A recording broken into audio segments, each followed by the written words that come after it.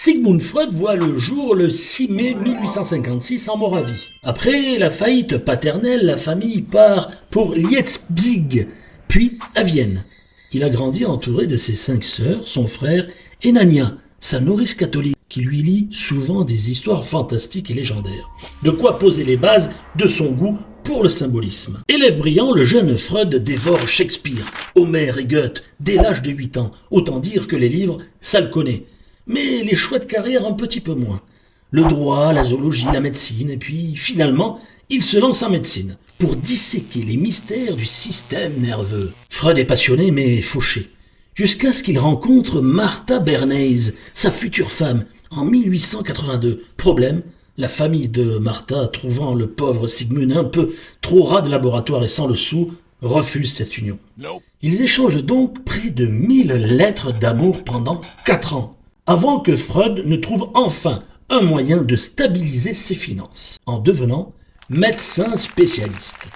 Le 13 octobre 1886, c'est le grand jour. Freud épouse Martha et commence sa carrière. C'est dans cette période que Freud plonge dans les abysses de l'hystérie, en travaillant avec Joseph Breuer, son collègue un petit peu plus âgé que lui, notamment sur le cas de Bertha Pappenheim, alias Anna O, traitée par Breuer grâce à l'hypnose. Elle souffre de tout un tas de symptômes mystérieux. Et Freud s'enflamme à l'idée qu'il y a une vraie histoire sous-jacente à chaque symptôme, et que tout cela pourrait être lié à une sexualité refoulée. Inutile de dire que dans le monde scientifique puritain de l'époque, l'idée passe comme un cigare dans une salle non-fumeur. Oh. Mais notre Sigmund tient bon, malgré les crises d'angoisse et les moqueries. En 1900, il publie L'interprétation des rêves, échec commercial retentissant, mais un pas de géant pour sa reconnaissance. 5 ans plus tard, en 1905, il lâche un nouveau pavé dans la mare avec ses 3 essais sur la théorie de la sexualité, où il met à l'honneur désir et plaisir. Encore un flop. Mais cette fois, Freud a capté l'attention des grands esprits. Le voilà invité à partager ses idées sur le sol américain. Enfin le succès et la gloire. Dans les années 1920, la psychanalyse devient une sorte de religion et Freud est entouré de disciples dévoués. La psychanalyse est à la mode et Freud est désormais une star. Tout semblait lui sourire. Cependant, en 1923, la fête prend une tournure morbide. Freud se découvre un cancer à la mâchoire, certainement lié aux 20 cigares qu'il fume quotidiennement.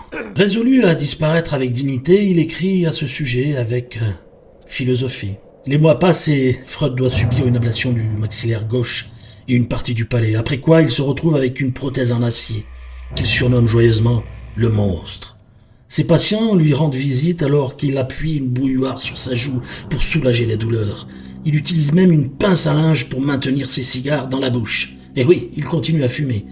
Et comme si ce n'était pas assez, Freud doit aussi subir l'humiliation des nazis, qui jugent ses écrits immoraux et brûlent ses livres en Allemagne. Finalement, quand sa fille Anna est arrêtée par la Gestapo, Freud se résout à fuir l'Autriche pour Londres en 1939. Là, son cancer progresse inexorablement. Son fidèle chien, Lune, refuse même de rester près de lui tellement l'odeur est insoutenable.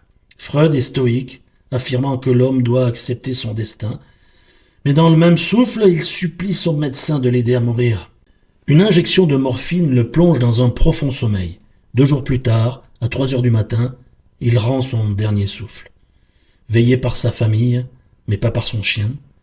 Et c'est ainsi que Sigmund Freud, l'homme qui a passé sa vie à explorer les abîmes de l'esprit humain, finit par lui-même sombrer dans un sommeil éternel.